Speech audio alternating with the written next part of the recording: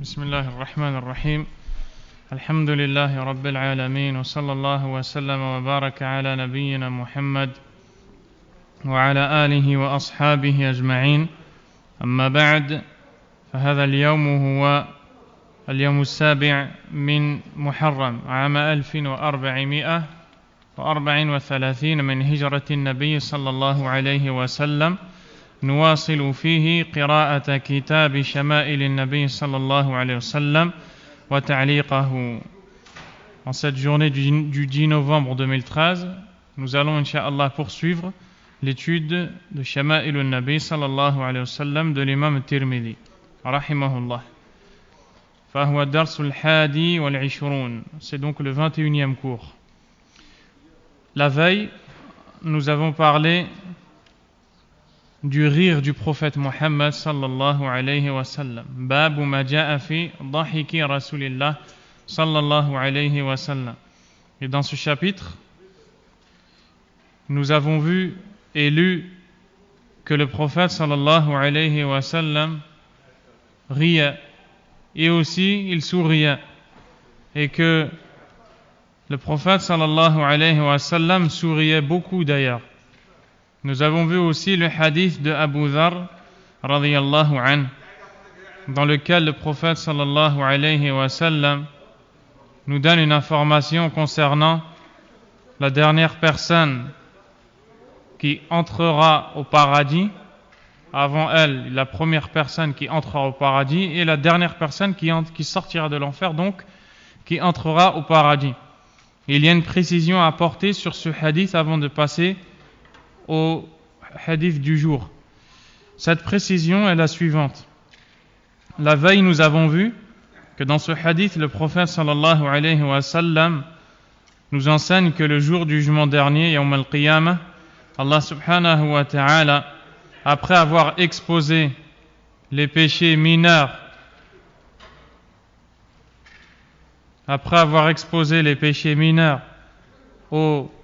à celui qui ne s'est pas repenti le jour du jugement dernier et qui devra d'abord entrer en enfer pour payer ses péchés majeurs. Quand il en sortira, Allah lui montrera ses péchés mineurs et les échangera en bonnes actions. Nous avons dit que cela est en conformité avec le verset où Allah subhanahu wa ta'ala dit dans le sens du verset: à ceux-là, Allah échangera leurs péchés en bonnes actions. Mais l'imam Ibn al-Qayyim rahimahullah a marqué une distinction à faire et à montrer une différence entre ce qui est cité dans ce verset et ce qui est cité ici dans le hadith. Et la différence est la suivante. Dans le verset, Allah subhanahu wa ta'ala en fait parle de ceux qui se repentent des grands péchés, puisqu'il dit « Illa man taba wa amana wa amila amalan saliha » sauf ceux qui se repentent, croient et font de bonnes actions. فَأُولَئِكَ يُبَدِّلُ اللَّهُ سَيِّئَاتِهِمْ حَسَنَاتٍ. À cela, Allah échangera les péchés en bonnes actions. Et dans ce hadith-là, on ne nous parle pas de celui qui s'est repenti puisqu'il vient de sortir de l'enfer. Il a payé ses péchés. Ici, on est en train de nous parler de celui qui ne s'est pas repenti et qui, après avoir payé ses péchés en enfer, Allah lui effacera ses péchés et les changera en bonnes actions. Donc il y a une différence. Aux deux, Allah a échangé les péchés en bonnes actions. Mais la cause est différente. Le premier, c'est parce qu'il s'est repenti. Et le deuxième, c'est parce qu'il a payé ses péchés. Donc ce n'est pas exactement la même chose. Voilà ce qu'a cité Cheikh Abdul Razzaq, hafidahullah, en s'appuyant sur la parole de l'imam Ibn al-Qayyim, rahimahullah, dans son livre Tariq al-Hijratayn. عن جرير بن عبد الله رضي الله عنه قال ما حجبني رسول الله صلى الله عليه وسلم منذ أسلمت ولا رآني إلا ضحك. Jarir ibn Abdullah radiyallahu anhu, qui rapporte ce hadith, est un noble compagnon. C'est d'ailleurs lui qui a été envoyé par le prophète sallallahu alayhi wa sallam pour détruire Dhul Khalasa, cette statue qui était surnommée la Kaaba des Yéménites, qui se trouvait au Yémen et autour de laquelle tournaient les associateurs al-mushrikoun. Donc, ce compagnon radiyallahu anhu nous dit: le messager d'Allah sallallahu alayhi wa sallam ne m'a jamais refusé d'entrer chez lui depuis que j'ai adhéré à l'islam, et à chaque fois qu'il me voyait, il souriait, sallallahu alayhi wa sallam. Donc, oui.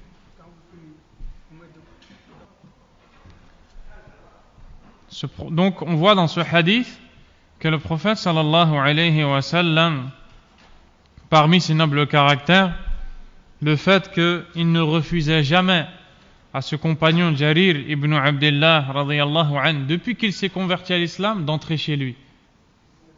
Donc il n'était pas orgueilleux, sallallahu alayhi wa sallam. Et à chaque fois que Jarir venait chez lui, il ouvrait la porte et ne le refusait pas.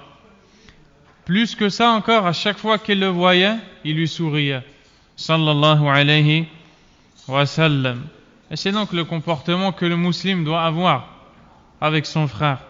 Le sourire, comme on a vu la veille, et l'accueil. Hadith suivant. Donc, le terme d'abord qui est employé dans ce hadith, c'est ad-dahik. Ad-dahik, c'est le rire. Mais on sait que quand le prophète sallallahu alayhi wa sallam riait, il souriait en fait. On a vu qu'à chaque fois, ou la plupart du temps, quand il riait, son rire s'arrêtait à un sourire. Sauf parfois, il riait à un point tel qu'on voyait ses molaires, alayhi salatu wassalam.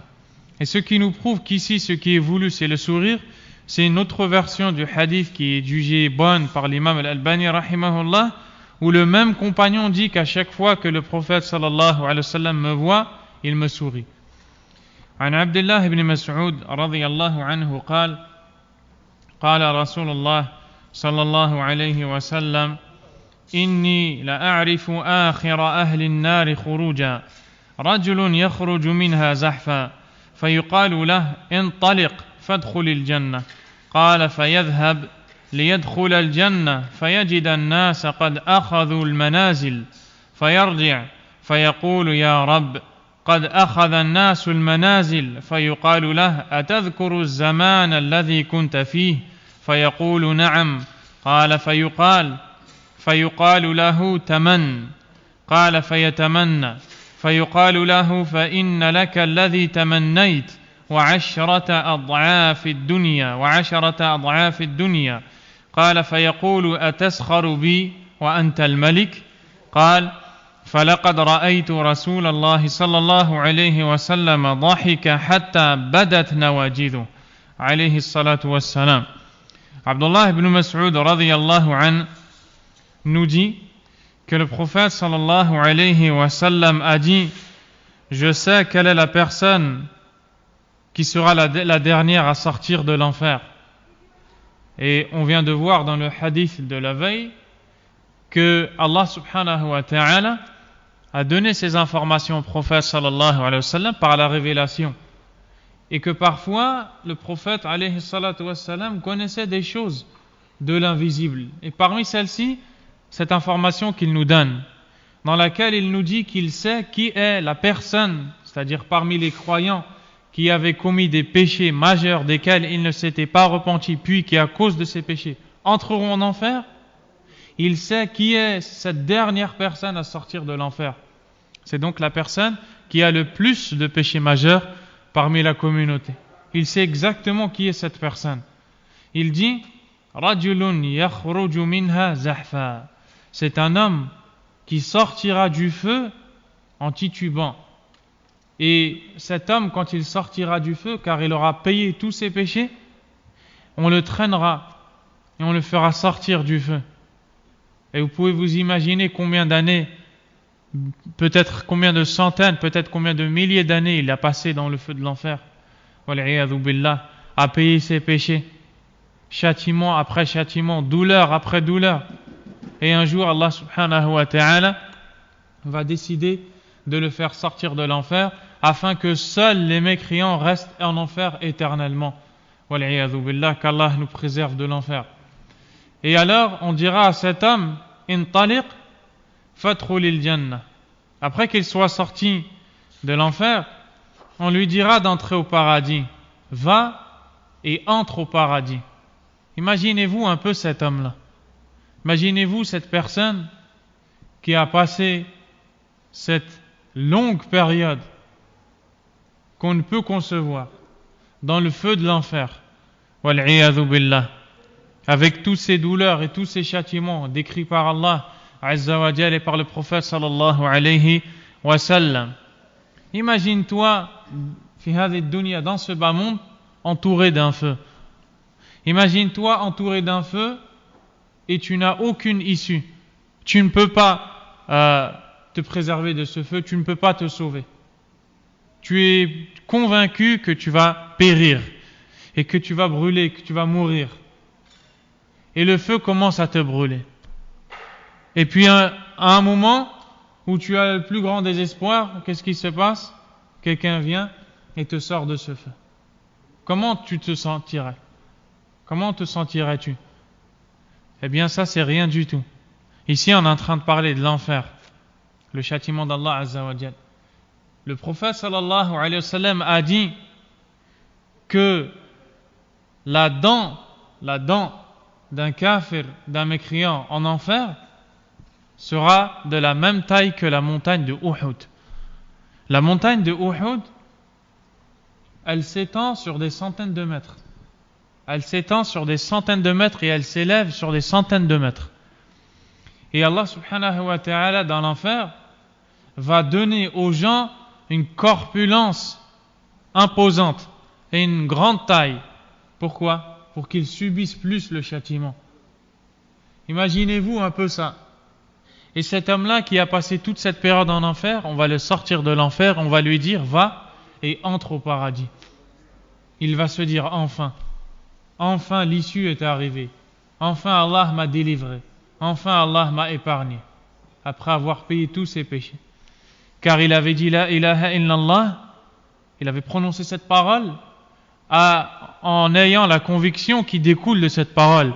Il n'avait rien associé à Allah Azza wa Jal. Il n'avait adoré qu'Allah.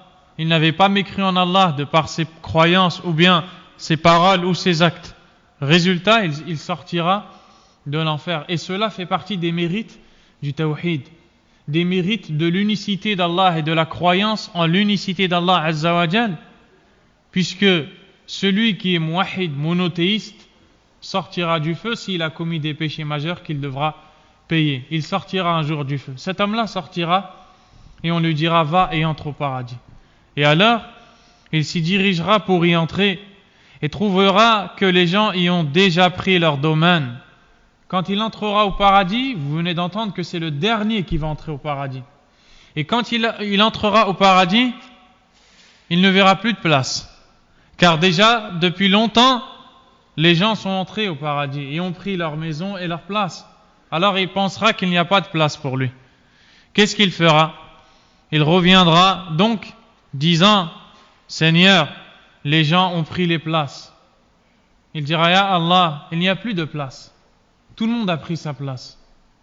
Et là on va voir la miséricorde d'Allah subhanahu wa ta'ala envers cette personne qui vient de passer cette période que l'on vient d'entendre, très longue, dans le feu de l'enfer, puis qui quand il entre ou quand elle entre en enfer, au paradis, elle ne voit plus de place. Elle ne voit plus de place. Elle aimerait au moins avoir un endroit pour marcher, un endroit pour rentrer. Elle ne voit plus. Qu'est-ce qu'Allah va lui donner?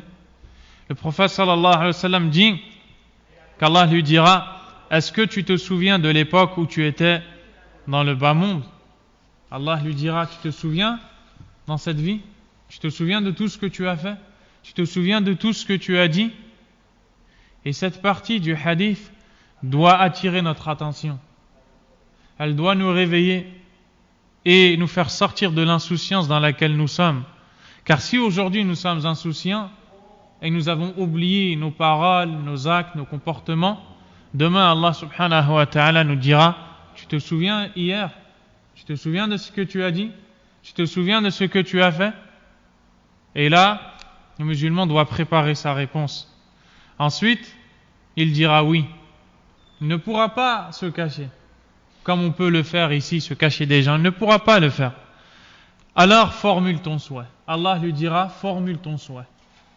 Dis-moi ce que tu souhaites. Qu'est-ce que tu veux? Il formulera alors en lui-même tout ce qu'il souhaite. Il pensera à tout ce qu'il a envie, tout ce qu'il souhaite. Et Allah Azza wa Jal lui dira, à toi ce que tu as souhaité, et en plus, 10 fois tout ce qu'il y a dans la terre entière. Cet homme-là, il vient de passer des milliers d'années, peut-être des millions, peut-être plus en enfer. Et à la fin, à cause de la ilaha illallah, Allah le fait sortir de l'enfer, lui donne ce qu'il souhaite et lui donne l'équivalent de 10 fois ce que la terre peut contenir. Subhanallah. Allahumma nas'aluka min fadlik. Ensuite, pris par l'étonnement, cet homme va dire, me prendrais-tu en dérision, ô Allah, toi qui es le roi? Il n'y croit pas. Il pense qu'Allah plaisante avec lui. Il se souvient de l'endroit d'où il vient de sortir. Il était en enfer, enfermé, en train de brûler, en train d'être châtié. Et Allah maintenant lui donne 10 fois plus que ce qu'il y a dans toute la terre. Il dira, ya Allah, tu me prends en dérision? Tu plaisantes avec moi alors que tu es le roi? Et là, le prophète sallallahu alayhi wa sallam, arrivé à ce passage-là, a tellement ri que ses molaires sont apparus. Alayhi salatu wassalam. Il a ri, alayhi salatu wassalam, de la grâce d'Allah sur ses serviteurs. Il a ri, alayhi salatu wassalam, de la réaction de cet homme qui ne s'attendait pas. Allahu a'lam, est-ce qu'il s'attendait déjà à sortir du feu? Et quand il en est sorti, il ne s'attendait pas à entrer au paradis, il pensait qu'il n'y avait plus de place. Et quand il y est entré, on lui a donné 10 fois plus que ce qu'il y a dans la terre. Et quand le prophète sallallahu alayhi wa sallam a raconté cette scène, il a ri au point où on a pu voir ses molaires, alayhi salatu wassalam. Donc cela fait partie de certaines des causes qui avaient poussé le prophète sallallahu alayhi wa sallam à rire de cette façon. Hadith suivant, عن علي بن ربيعة قال شهدت عليا رضي الله عنه أوتي بدابة ليركبها فلما وضع رجله في الركاب قال بسم الله فلما استوى على ظهرها قال الحمد لله ثم قال سبحان الذي سخر لنا هذا وما كنا له مقرنين وإنا إلى ربنا لمنقلبون ثم قال الحمد لله ثلاثا والله أكبر ثلاثا قال سبحانك إني ظلمت نفسي فاغفر لي فإنه لا يغفر الذنوب إلا أنت ثم ضحك فقلت له من أي شيء ضحكت يا أمير المؤمنين قال رأيت رسول الله صلى الله عليه وسلم صنع كما صنعت ثم ضحك فقلت من أي شيء ضحكت يا رسول الله قال إن ربك لا يعجب من عبده إذا قال رب اغفر لي ذنوبي يعلم أنه لا يغفر الذنوب أحد غيره سبحانه وتعالى. Hadith immense dans le sens qu'il contient, rapporté par Ali ibn Rabi'a radiyallahu anhu, qui dit: j'ai vu Ali ibn Abi Talib, l'époux de Fatima, la fille du prophète sallallahu alayhi wa sallam, et le troisième calife du prophète sallallahu alayhi wa sallam. Il dit donc, j'ai vu Ali radiyallahu anhu. On lui apporta une monture. Une monture, c'est ce sur quoi on monte pour se déplacer. Et à l'époque, la plupart du temps, c'était les chameaux. Ça peut être un cheval, ça peut être un âne.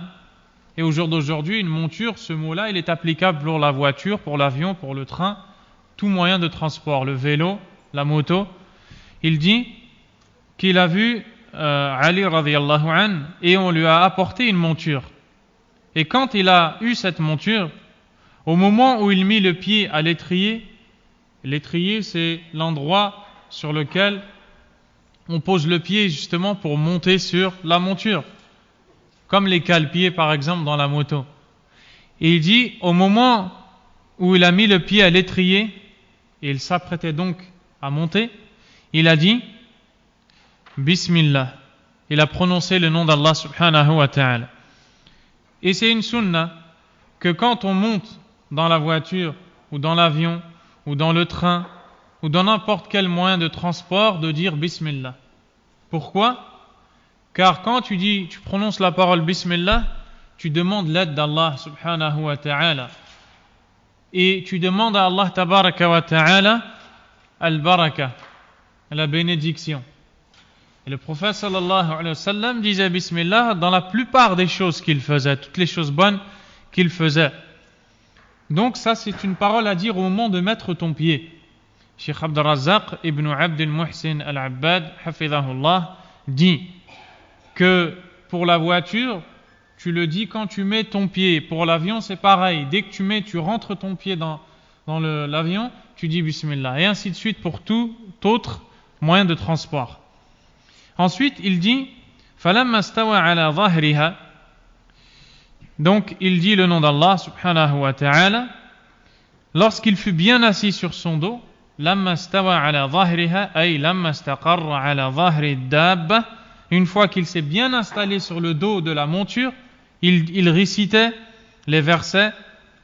Avant, il disait Alhamdulillah. Donc, il dit Bismillah pour qu'Allah Azza wa Jal l'aide.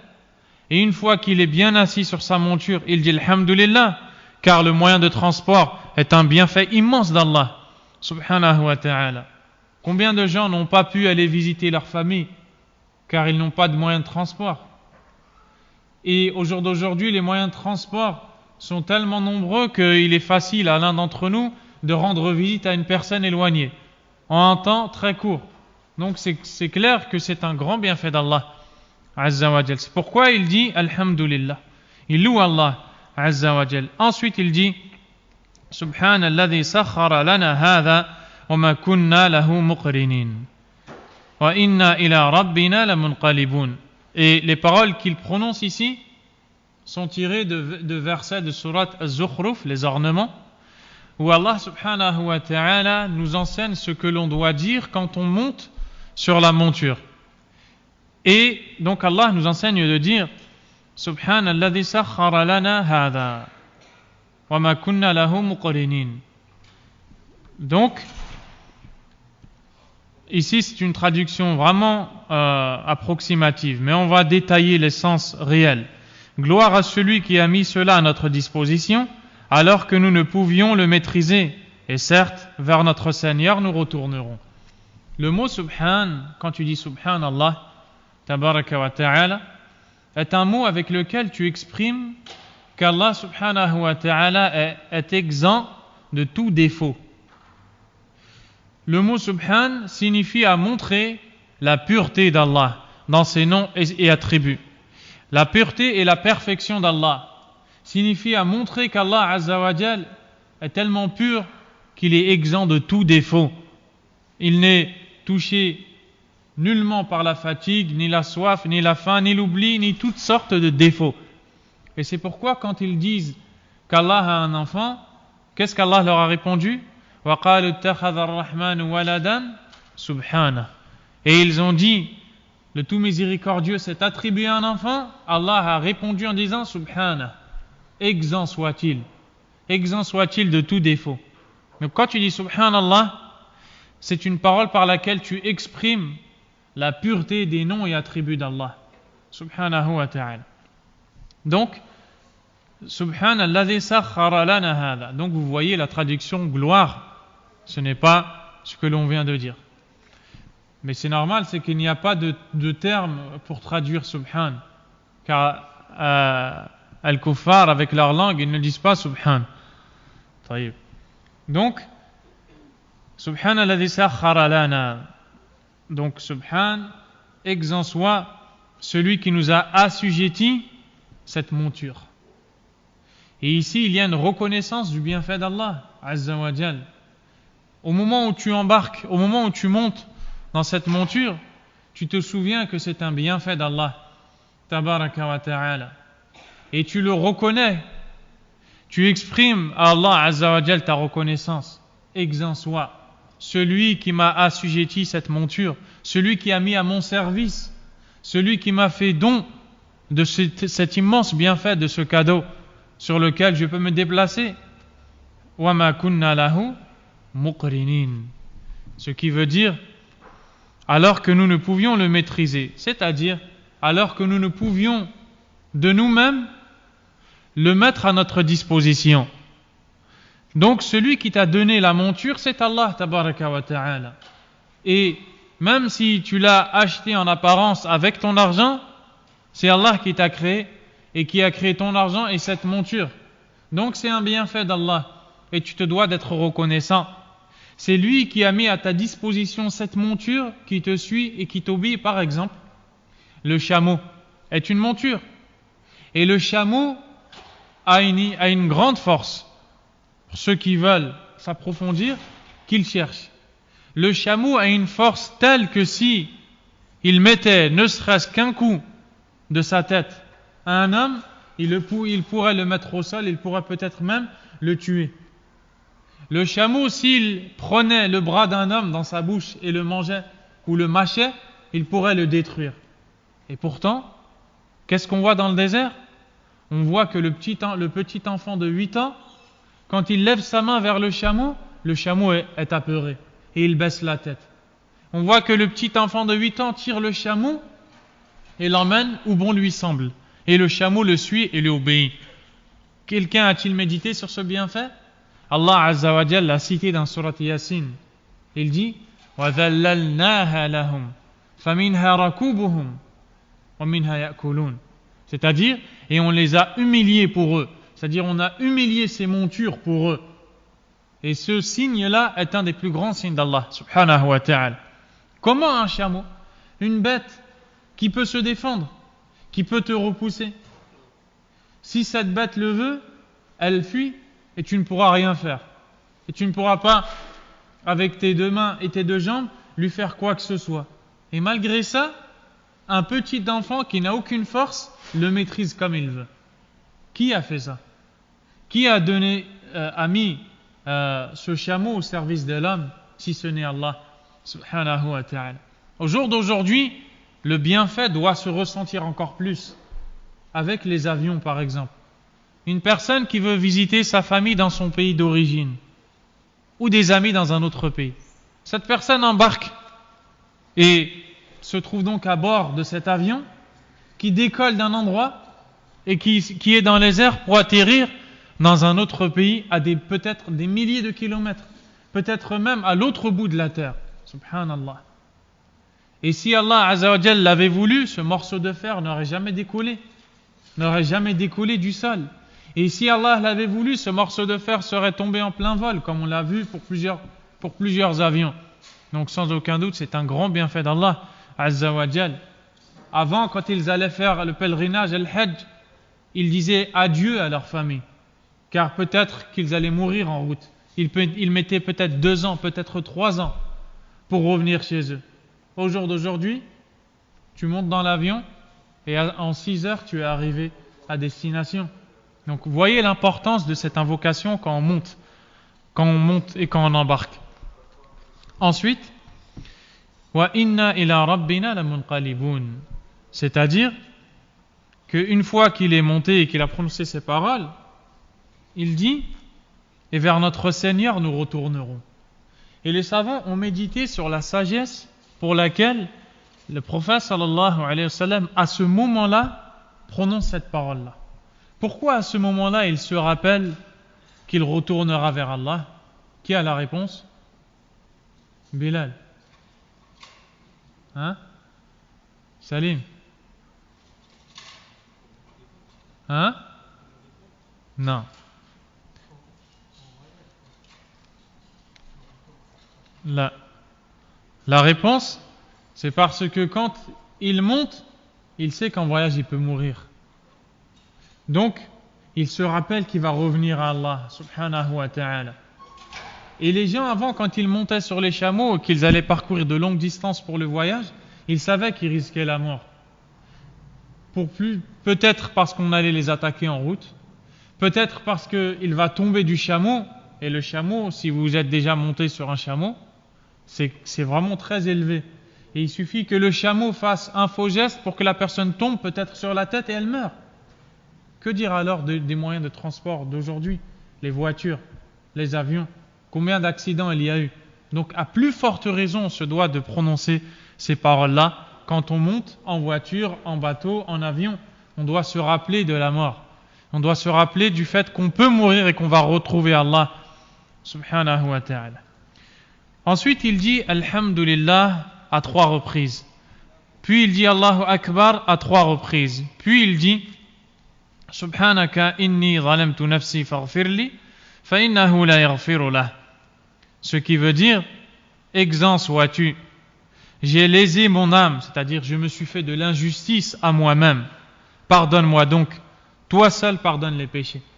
Pareil, les savants ont médité sur la raison pour laquelle, à ce moment-là, le prophète sallallahu alayhi wa sallam dit « Oh Allah, je me suis fait de l'injustice, du tort à moi-même. » Et ils ont dit que, en fait, une fois qu'il est monté sur la monture, qui va lui permettre de se déplacer d'un endroit à un autre, très éloigné, en un temps court, il se rappelle du bienfait d'Allah, Azza wa Jal. Et quand il se rappelle du bienfait d'Allah, il regarde tous les péchés qu'il a faits et il voit le manque qu'il a dans la reconnaissance à Allah. Et à ce moment-là, il dit « Oh Allah, je me suis fait du tort à moi-même. » Pourquoi? Car quand tu as du manque dans la reconnaissance envers Allah, tu ne t'es fait du tort qu'à toi-même. Tu n'as pas fait de tort à Allah. Donc en gros, il se rend compte, le croyant se rend compte qu'il s'est fait du tort à lui-même et il demande donc le pardon d'Allah en reconnaissant que seul Allah pardonne les péchés. Puis quand Ali ibn Abi Talib radiyallahu anhu a prononcé cette parole, il s'est mis à rire. Et le deuxième Ali ibn Rabi'a radiyallahu anhu, qui l'a vu, lui a dit Min ayyi shay'in tadhak ou dhahikt ya amir al-mu'minin. Pour quelle chose rigole? Pour quelle chose tu ris, ô gouverneur des croyants? Et là, Ali radiyallahu anhu va dire qu'il a vu le prophète sallallahu alayhi wa sallam faire la même chose et prononcer les mêmes paroles, puis ensuite il s'est mis à rire sallallahu alayhi wa sallam. Puis quelqu'un lui a dit: ô messager d'Allah, pourquoi tu as ri après avoir prononcé cette parole? Et le prophète sallallahu alayhi wa sallam a dit, et donc la traduction elle n'est pas exacte ici. La traduction correcte c'est qu'il a dit: ton Seigneur s'étonne de son serviteur. Ce n'est pas il plaît à ton Seigneur. Ton Seigneur s'étonne de son serviteur, car il plaît à ton Seigneur, c'est le résultat de l'étonnement d'Allah Azza wa Jal. Et parmi les attributs d'Allah Azza wa Jal, min sifatillah al-ajab, Allah s'étonne. Et nous croyons en tous les attributs d'Allah Azza wa Jal, tout en croyant qu'il est exempt de tout défaut et toute ressemblance à ses créatures. Donc il ne s'étonne pas comme nous étonnons. Donc ne pas faire le lien ou la différence, car c'est une chose interdite. Ton Seigneur s'étonne de son serviteur quand il dit: ô Seigneur, pardonne-moi mes péchés. Il sait ainsi que nul autre que lui ne pardonne les péchés. Au moment où le serviteur d'Allah tabaraka wa ta'ala dit: ô Allah, pardonne-moi, je sais que toi seul pardonnes les péchés, Allah s'étonne de cette parole qui est prononcée par ce serviteur. Il aime voir son serviteur prononcer cette parole. Et donc quand le prophète sallallahu alayhi wa sallam est monté sur sa monture et a prononcé ces paroles, il s'est souvenu qu'Allah s'étonne et ça l'a fait rire. Sallallahu alayhi wa sallam. Et comment le prophète sait qu'Allah s'étonne? Par la révélation. Tout ce que le prophète sait, c'est à travers l'intermédiaire de Jibril alayhi salam qui vient le voir pour l'informer de ce que Allah Azza wa Jal dit, aime ou fait, subhanahu wa ta'ala. Et avec ça, on a terminé le hadith ou le chapitre sur Dhahik al-Nabi sallallahu alayhi wa sallam, le rire du prophète sallallahu alayhi wa sallam. Al-Bab al-Tali, le chapitre suivant, Bab ma jaa fi sifati mizahi Rasulillah sallallahu alayhi wa sallam. Le chapitre concernant la plaisanterie du prophète sallallahu alayhi wa sallam. L'imam at-Tirmidhi rahimahullah a cité ce chapitre dans ce livre ذكر هذا الباب في هذا الكتاب العظيم شمائل النبي صلى الله عليه وسلم لبيان ما يتعلق بمزاح رسول الله صلى الله عليه وسلم وأنه كان يمزح وأنه كان لا يجاوز الحد في المزاح إلى غير ما سنبين إن شاء الله. A cité donc ce hadith pour montrer comment était la plaisanterie du prophète sallallahu alayhi wa sallam et pour montrer qu'il plaisantait, quelles sont les limites, est-ce qu'il dépassait les limites ou non, et bien d'autres choses encore, incha'Allah, que nous allons voir. Avant ça, dans beaucoup de hadiths, ou dans plusieurs hadiths, on apprend que le prophète sallallahu alayhi wa sallam plaisantait. فَكَانَ مِنْ هَدْيِهِ الْمِزَاحِ sallallahu alayhi wa sallam. Il plaisantait dans plusieurs hadiths.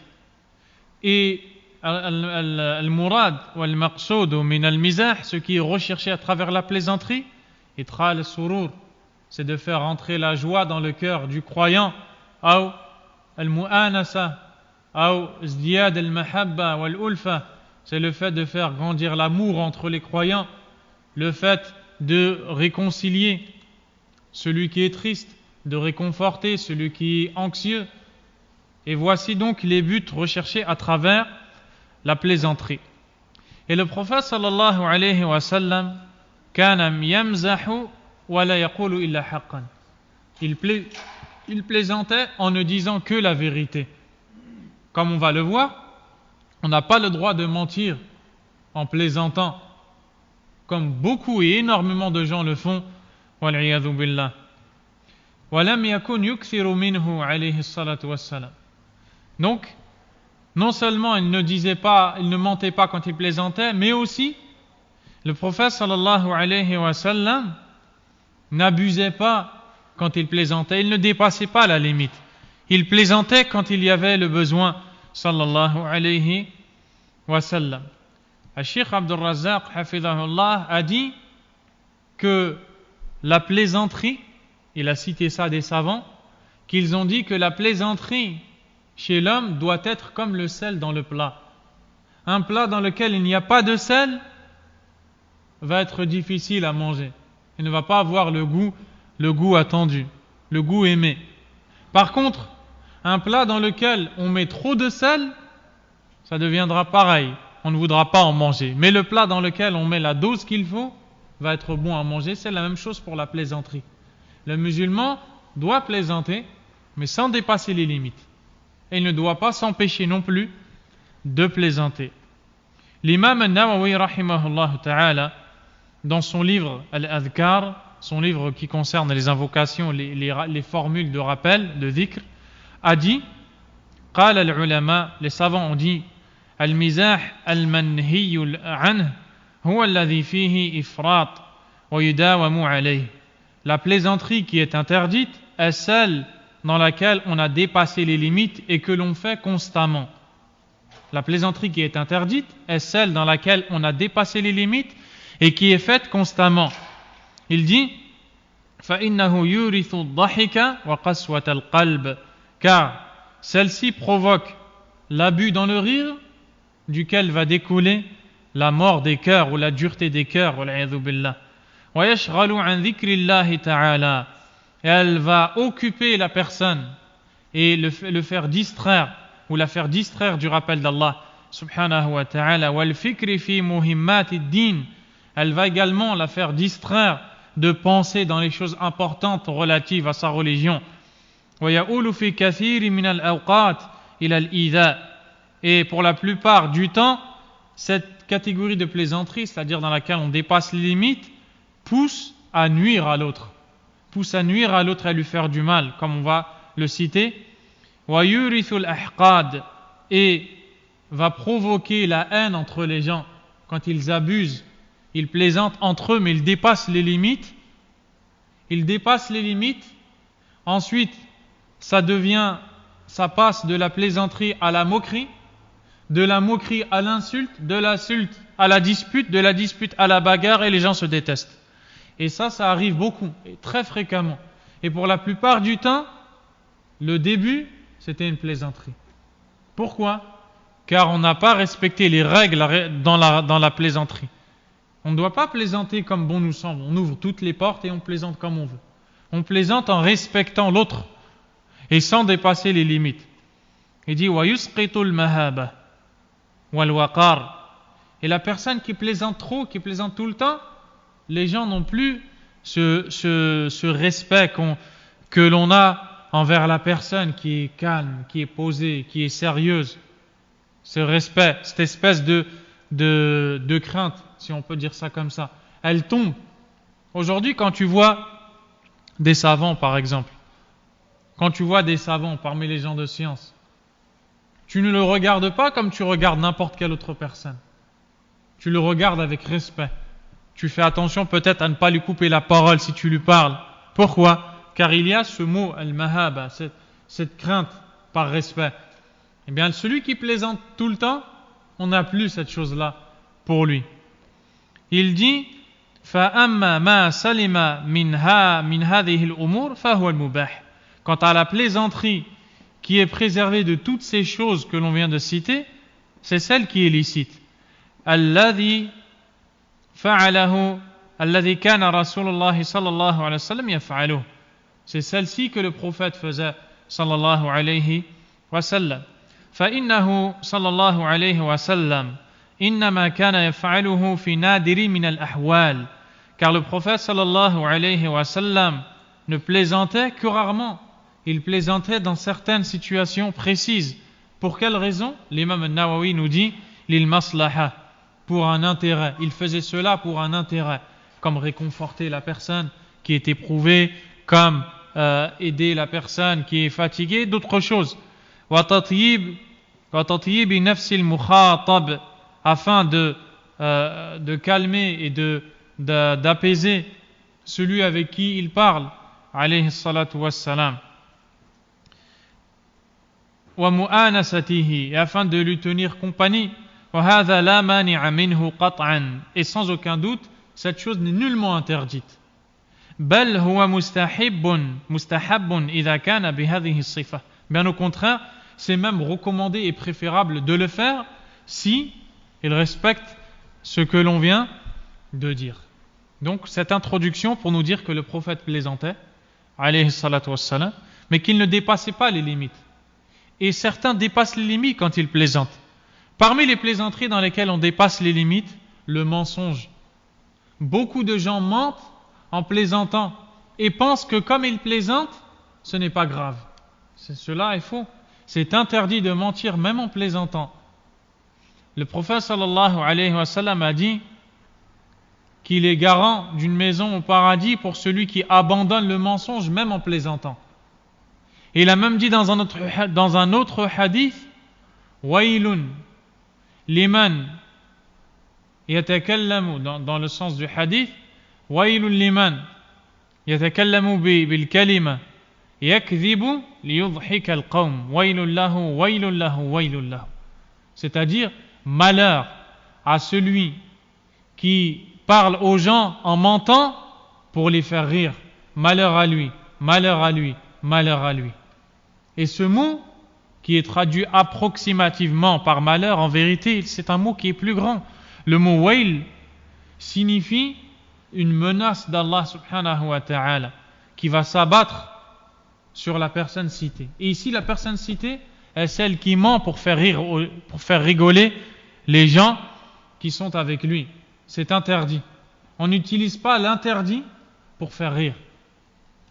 Et le mensonge pour faire rire a plusieurs formes. Et parmi ces formes-là, le théâtre, les mises en scène et toutes ces choses-là qui sont interdites par Allah subhanahu wa ta'ala, puisque les personnes se donnent des rôles de gens qui ne sont pas en vérité, se donnent des noms et se font passer pour ceux qui ne sont pas, et tout ça c'est interdit. Car pourquoi ils le font ? Pour faire rire. Et le prophète alayhi salatu wassalam a dit malheur à celui qui ment pour faire rire les autres, malheur à lui, malheur à lui. Certains plaisantent avec leurs frères, par exemple, en prenant un objet, une personne qui prend un objet de son frère et qui le cache. Et il voit, ou elle voit son frère en train de chercher partout et de dire « Où est mon portefeuille ? Où est mon portefeuille ?» alors que son ami l'a mis dans sa poche pour plaisanter avec lui. Eh bien ça c'est interdit, on n'a pas le droit d'avoir ces genres de plaisanteries. Car on n'a pas le droit de faire peur, d'effrayer un musulman ou une musulmane sous prétexte que l'on cherche à plaisanter. Aussi, certains plaisantent avec les mains. Par exemple, ils plaisantent avec des enfants pour jouer avec eux, et tu vois certaines personnes qui tirent l'enfant par ses cheveux, qui le poussent pour le faire tomber par terre. Peut-être certains prennent les enfants et les lancent jusqu'au plafond, et ensuite les rattrapent avec leurs mains, et tu vois l'enfant terrifié, et cette personne rire. Car pour elle, elle plaisante. Et comme elle plaisante, elle a le droit de le faire. Et cela est faux, c'est interdit d'agir ainsi. C'est interdit de plaisanter de cette manière-là. On n'a pas le droit, par exemple, aussi pour les gens qui se cachent derrière un endroit, et qui quand une personne passe la nuit, par exemple, il sort de cet endroit et il crie. Et tu vois que la personne a une peur. Combien de gens peuvent mourir de ça? Wallahi, combien de gens peuvent mourir de la crise cardiaque? Imagine-toi le jour où la personne va plaisanter avec une bonne intention de plaisanter. Il va se cacher dans le noir et il va attendre que son épouse marche dans le couloir à la maison. Et alors il va crier et son épouse va être tellement apeurée qu'elle va tomber, elle va faire une crise. Qu'est-ce qu'il va dire devant Allah? Ya Allah, je voulais plaisanter. Donc, toutes ces choses-là, car on ne respecte pas le comportement qu'on doit avoir en plaisantant. Donc maintenant, nous allons lire le premier hadith, Inch'Allah. عن أنس بن مالك رضي الله عنه أن النبي صلى الله عليه وسلم قال له يا ذا الأذنين قال أبو أسامة يعني يمازحه. Anas ibn Malik رضي الله عنه, encore une fois, qui a vécu 10 ans avec le prophète sallallahu alayhi wa sallam, a été interpellé par le prophète sallallahu alayhi wa sallam en lui disant « Ô toi qui as 2 oreilles ». Et donc c'était une façon de l'appeler et en même temps de mettre une plaisanterie dedans. Et dans cette façon de l'appeler « Ô toi qui as 2 oreilles », on voit que le prophète sallallahu alayhi wa sallam mettait à l'aise les gens qui l'appelaient. Et celui-ci, en l'occurrence, c'est Anas ibn Malik. Anas ibn Malik, c'était son servant qui a travaillé 10 ans avec lui. Cheikh Abdul Razzaq, hafidahullah, tire de ce hadith-là le comportement que le musulman doit avoir avec son employé, avec le servant qui travaille pour lui à la maison. Et beaucoup de musulmans dans nos pays payent des gens pour vivre chez eux, pour faire le ménage et pour travailler. Et ça, c'est une chose qui est connue. Et beaucoup de ces gens, malheureusement, parlent mal à leurs servants qui travaillent chez eux et ne les respectent pas. Et ils disent que si ils les respectent ou s'ils plaisantent avec eux, cela va faire descendre leur valeur. C'est-à-dire que l'un d'entre eux va dire « Je ne parle pas avec lui, je lui donne un coin de la maison pour dormir, il fait son travail, je lui donne son salaire et je ne parle pas, je ne plaisante pas avec lui. » Et tu vois cette personne qui est là, personne ne parle avec elle, personne ne plaisante avec elle. Peut-être que c'est un homme qui est venu d'un pays éloigné, qui a laissé sa famille à la recherche de l'argent. Il a besoin de bonne compagnie, personne ne lui parle. Pourquoi? Parce qu'il fait le ménage. Subhanallah. Et on ne le respecte pas. Et le prophète sallallahu alayhi wa sallam appelait Anas ibn Malik, qui était son servant, comme vous venez de l'entendre. Ô toi qui as 2 oreilles. C'est une façon douce de l'appeler. Sallallahu alayhi wa sallam. Il n'y a pas de mal à dire à son servant Barakallahu fik, Jazakallahu khayran, qu'Allah te récompense, de le mettre à l'aise. Quand tu es dans un endroit où il y a une femme de ménage ou un homme qui fait le ménage, de le remercier, de lui montrer que tu n'es pas orgueilleux, que tu ne crois pas qu'il n'a pas de valeur, etc. Hadith suivant, عن أنس بن مالك رضي الله عنه قال إن كان رسول الله صلى الله عليه وسلم ليخالطنا حتى يقول لأخ لي صغير يا أبا عمير ما فعل النغير قال أبو عيسى وفقه هذا الحديث أو نقرأ هذا فيما بعد. Anas ibn Malik, encore une fois, radiyallahu anhu, nous rapporte que le prophète sallallahu alayhi wa sallam plaisantait avec ses compagnons quand il était avec eux. Et d'ailleurs, un jour, il a dit à son petit frère, le petit frère de Anas ibn Malik, et le petit frère de Anas ibn Malik, radiyallahu anhu, c'est Ibn Abi Talha, c'est Zayd ibn Sahl al-Ansari. Il s'appelle Zayd ibn Sahl al-Ansari. C'est le frère de Anas ibn Malik du côté de la mère. Ils ont la même mère. Et ce jeune enfant, Zayd, avait un oiseau avec lui. Et d'ailleurs, les savants retirent de ça qu'on a le droit de garder un oiseau dans une cage. Ils disent à condition qu'il soit bien nourri, bien abreuvé et qu'on s'occupe correctement de lui. Pourquoi ? Car ce petit enfant avait un oiseau, ce qu'on appelle un nourayr. Il avait donc l'oiseau qui est le boulboul. C'est un oiseau, je ne le connais pas. Ala kulli hal, il avait un petit oiseau avec lui. Et le prophète alayhi salatu wassalam l'a appelé avec ce surnom, Abu Umayr. Ya Aba Umayr, oh Aba Umayr. Qu'a fait le petit boulboul ? Qu'en est-il du petit oiseau ? Pourquoi ? Car il voyait tout le temps ce jeune enfant jouer avec cet oiseau, et un jour il ne l'avait plus, parce qu'en fait cet oiseau était mort. Et alors le prophète alayhi salatu wassalam a voulu être doux avec lui et lui rappeler ses souvenirs et lui dire: alors où est ton petit oiseau ? Et donc à travers ça tu vois qu'il n'y a pas de mal, par exemple quand tu vois un enfant qui a l'habitude d'avoir un jouet particulier, de lui dire: où est ton jouet que tu as d'habitude, je ne le vois plus, pour être doux avec l'enfant. Donc le prophète sallallahu alayhi wa sallam a interpellé cet enfant avec ces paroles-là. Certains parmi les égarés qui se moquent des savants du hadith disent: regardez ces gens qui citent des hadiths qui sont inutiles. Ils disent: qu'est-ce qu'on va faire avec Ya Aba Umayr, ma fa'ala Nourayr? Oh toi, le petit enfant Abu Umayr, qu'a fait le petit boulboul? Ils disent, en se moquant: vous citez des hadiths qui n'ont aucun sens. À quoi ça sert de citer qu'un oiseau est mort et qu'on jouait avec lui? Ibn Hajar, rahimahullah, le savant du hadith, a sorti de ces deux paroles du hadith 70 fawaïd. Il a sorti 70 points bénéfiques à retirer de ce hadith.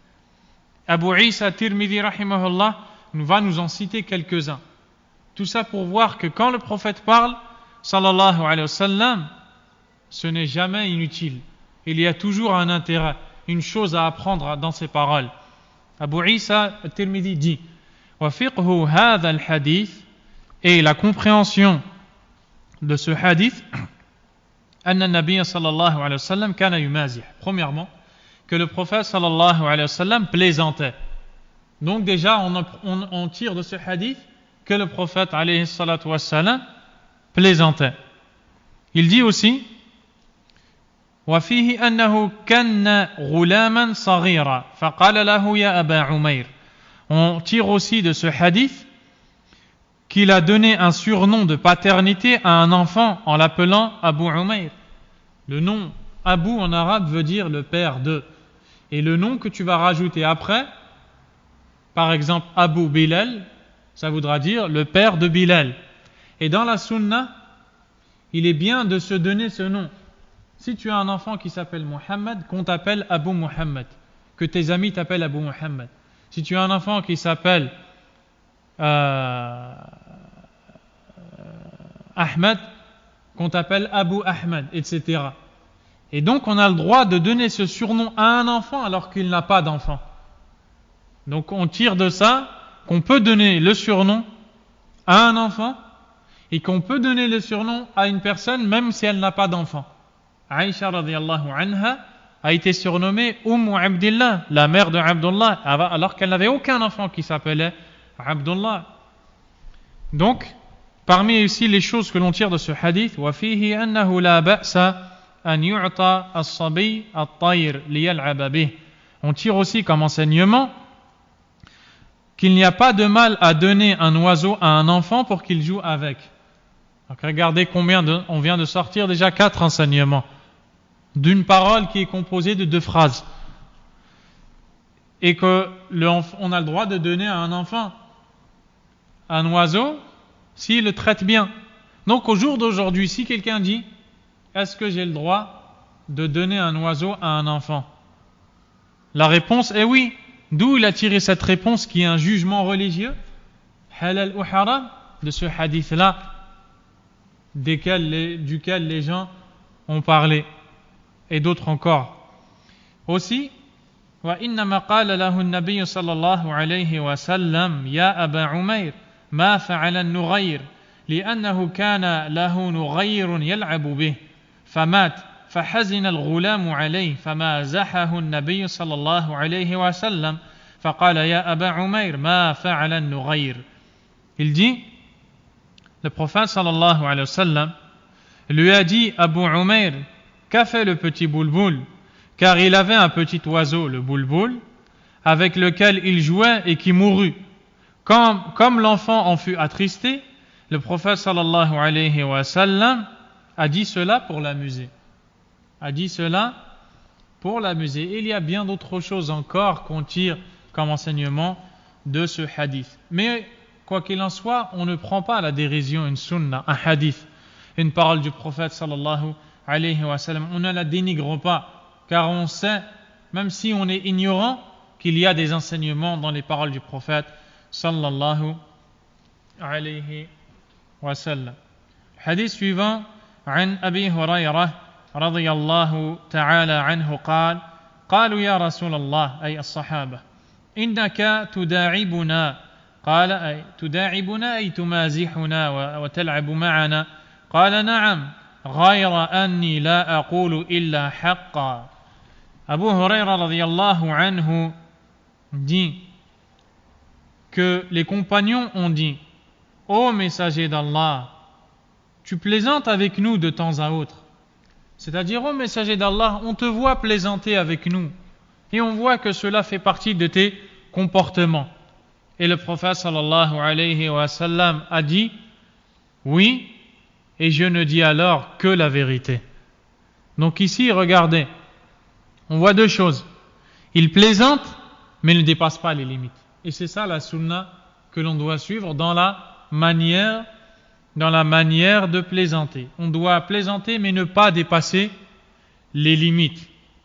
Comme l'a dit le prophète sallallahu alayhi wa sallam. عن أنس بن مالك رضي الله عنه أن رجلا استحمل رسول الله صلى الله عليه وسلم فقال إني حاملك على ولد ناقة فقال يا رسول الله ما أصنع بولد الناقة فقال صلى الله عليه وسلم وهل تلد الإبل إلا النوق. Donc le prophète sallallahu alayhi wa sallam, un jour, quand Anas ibn Malik était avec lui, un homme est venu le voir. Cet homme a demandé au prophète sallallahu alayhi wa sallam une monture. Ô messager d'Allah, donne-moi une monture sur laquelle je peux monter et me déplacer. C'est-à-dire, il a demandé un chameau, car la monture de l'époque était le chameau pour la plupart du temps. Et le prophète alayhi salatu wa sallam allait lui donner cette monture, il n'allait pas le refuser. Mais il a plaisanté avec lui en lui disant une parole véridique, réelle, mais de laquelle cet homme va comprendre autre chose. Et donc c'est une manière de plaisanter qui est permise. Par exemple, dans ce hadith-là, quand il lui demande un chameau, le prophète sallallahu alayhi wa sallam lui dit: je mets à ta disposition un enfant de chamelle. Un enfant de chamelle, l'homme qui lui a demandé le chameau se dit: un enfant de chamelle, donc c'est un bébé qu'il va me donner. Et on ne monte pas sur le bébé, on ne monte pas sur le petit. Alors l'homme lui dit: ô messager d'Allah, mais que vais-je faire avec un enfant de chamelle? C'est-à-dire, pourquoi tu me donnes un petit? Le prophète, est-ce qu'il a dit qu'il allait donner un petit? Est-ce qu'il a dit qu'il allait donner un petit? Il n'a pas dit qu'il allait donner un petit. Il a dit qu'il allait donner l'enfant d'une chamelle. Pourquoi? Parce que tous les chameaux sont des enfants de chamelle. Donc il a plaisanté avec lui. Et quand cet homme lui a dit, ô messager d'Allah, que vais-je faire avec un enfant de chamelle? C'est-à-dire avec un petit. On ne monte pas sur les petits chameaux. Le prophète sallallahu alayhi wa sallam lui a dit, les chameaux n'enfantent-ils pas que des chameaux? C'est-à-dire que l'enfant de chamelle, c'est un chameau. Donc ce que je vais te donner, c'est ce que tu m'as demandé. Donc le prophète alayhi salatu wa sallam a plaisanté avec lui en lui disant des paroles avec lesquelles l'homme a compris, ou par lesquelles il a compris autre chose, mais le prophète sallallahu alayhi wa sallam n'a pas menti dans sa plaisanterie. Walhamdulillahi rabbil alamin. Et donc nous allons nous arrêter sur ce hadith, ce dernier hadith de Anas ibn Malik radiyallahu anhu, et reprendre la semaine prochaine incha'Allah. Barakallahu fikum, wallahu a'lam. Sallallahu wa sallam wa baraka ala nabiyyina Muhammad wa ala alihi wa ashabihi ajma'in. Subhanakallahumma wa bihamdik, ashhadu an la ilaha illa ant, astaghfiruka wa atubu ilaik.